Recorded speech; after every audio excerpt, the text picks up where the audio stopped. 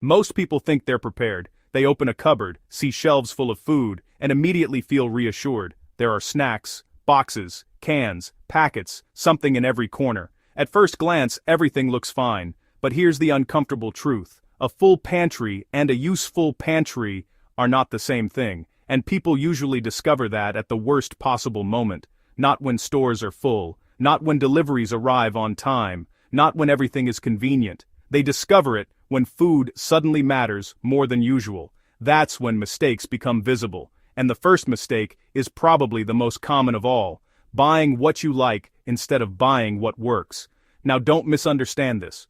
Food should absolutely be enjoyable. Nobody wants a pantry filled with foods they hate, but many people build pantries entirely around comfort foods: chips, cookies, crackers, candy, snack bars, things that feel satisfying in the moment. The problem appears when those foods become the foundation instead of the supplement. Imagine opening your pantry and realizing most of what you own is designed for snacking. Not meals, not nutrition, not staying full, just snacking. At first it doesn't seem serious. Then breakfast arrives, then lunch, then dinner, and suddenly those shelves don't look nearly as full anymore, because snacks disappear quickly. They provide short bursts of satisfaction, then leave people hungry again. That's why one of the biggest pantry mistakes isn't having too little food, it's having too much of the wrong kind of food. The second mistake is ignoring calories. People often buy food based on appearance. A shelf packed with products feels reassuring, until they actually count what those products provide. A small bag of chips takes up space. A large container of oats takes up space. But the amount of usable food inside those two items is very different. This is where people get surprised, because volume and value are not the same thing. A pantry can look impressive while actually containing very little staying power. That's why practical foods continue showing up in preparedness discussions. Rice, beans, oats, peanut butter, pasta. They're not exciting, but they provide substance. When people start paying attention to calories, they often realize their pantry is far less capable than they thought, and that's an eye-opening moment.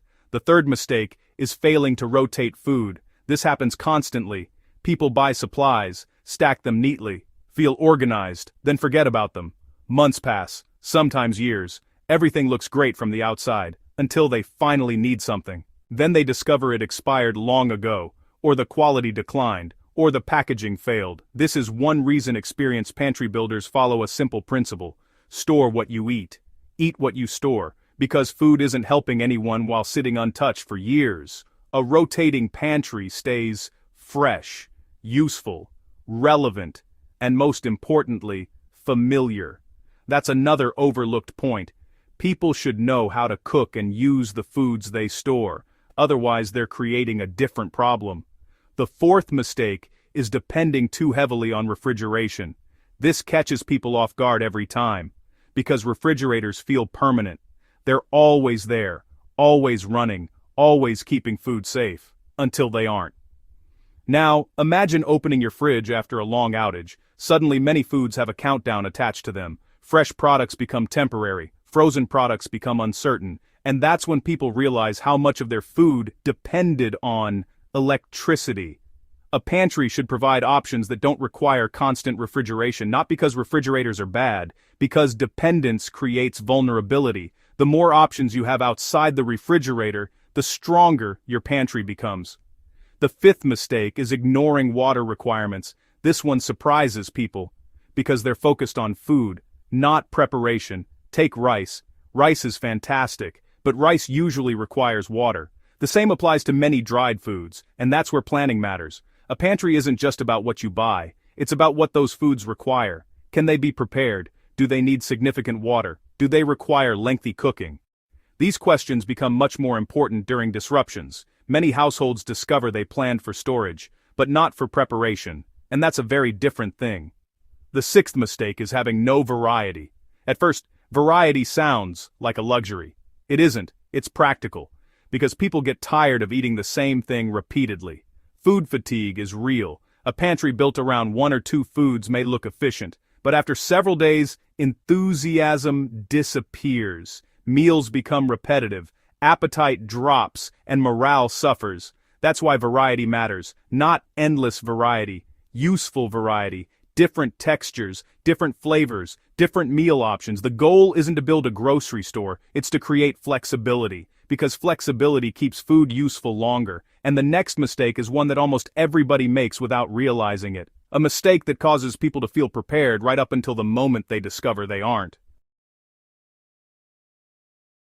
The seventh mistake is buying food you don't actually eat. This happens more often than people admit. Someone watches a preparedness video, reads an article, sees a recommendation online, then fills a cart with foods they've never tried before. It feels productive. It feels responsible. It feels like preparation, until they finally open one of those foods and realize they hate it. That's the problem. A pantry isn't a museum. It's not a collection. It's supposed to feed real people. If you wouldn't willingly eat something during normal life, there's a good chance you won't enjoy it when circumstances are stressful, and stress makes everything worse. Food that seemed acceptable in theory suddenly becomes difficult to tolerate. That's why experienced pantry builders focus on familiar foods, foods their family already eats, foods they already know how to prepare, foods that already fit into daily life. Because when something unexpected happens, familiarity becomes valuable. The goal isn't to survive on food you dislike. The goal is to create a pantry that remains useful no matter what's happening outside. That's a completely different mindset, and it prevents one of the biggest mistakes people make: confusing storage with usefulness. The eighth mistake is ignoring protein. People focus heavily on shelf life: rice, pasta, crackers, oats, all useful foods, but many households accidentally build pantries that are extremely low in protein. At first everything looks fine, the shelves are full, there are plenty of calories, then a few days pass, and people notice something strange: they're eating. But they never feel fully satisfied. That's because fullness isn't only about calories. Protein matters a lot. Foods like canned tuna, canned chicken, beans, peanut butter, shelf-stable protein sources. These foods often determine whether a pantry feels complete. Imagine eating bowl after bowl of plain pasta. You'll consume calories, but eventually you'll start craving something more substantial, something more filling, something that feels like a real meal. That's where protein changes everything. It helps meals feel complete. It helps people stay satisfied longer. And it reduces the urge to constantly snack. Many people don't realize this until they're relying on pantry foods more heavily. Then the gap becomes obvious. A pantry without enough protein often looks better than it performs, and that's exactly the kind of mistake people only discover after it's already become a problem. The ninth mistake is forgetting comfort foods. Now this sounds strange. After all, we've spent most of this video talking about practical foods, calories, nutrition, storage life, protein, all important. But people aren't machines, and that's where comfort foods come in. Imagine eating practical food for a week: rice, beans, crackers, tuna. Everything technically works, yet something feels missing. That's because food isn't only fuel, it's also emotional. A familiar drink, a favorite snack, a little chocolate, coffee, tea, honey, something enjoyable. These small things have a surprisingly large impact on morale. People underestimate morale constantly, until they're tired, stressed, frustrated. Then suddenly a familiar comfort food feels much more valuable. That's why many experienced households deliberately include a few enjoyable items, not because they're essential for survival, because they're essential for maintaining normality. And normality matters, especially during disruptions. A pantry built entirely around efficiency can become surprisingly difficult to live with. Balance works better. The 10th mistake is assuming you'll have time later. This might be the biggest mistake of all, because every other mistake grows from this one. People know they should buy a few extra supplies. They know they should organize things. They know they should rotate stock. They know they should replace expired items, but they assume they'll do it later. Next week, next month, after payday, when they have more time, when they remember. The problem is that later isn't guaranteed, and preparation done after a problem starts is no longer preparation. It's reaction. That's why shelves often empty so quickly. Thousands of people suddenly decide it's time to buy the same things, at exactly the same moment, and that's when delays become expensive, not because supplies disappear forever, because options become limited. The people who prepared gradually aren't smarter, they simply acted before urgency arrived, and that creates a huge advantage, because preparation is easiest when nothing is wrong. Once a problem starts, everything becomes harder.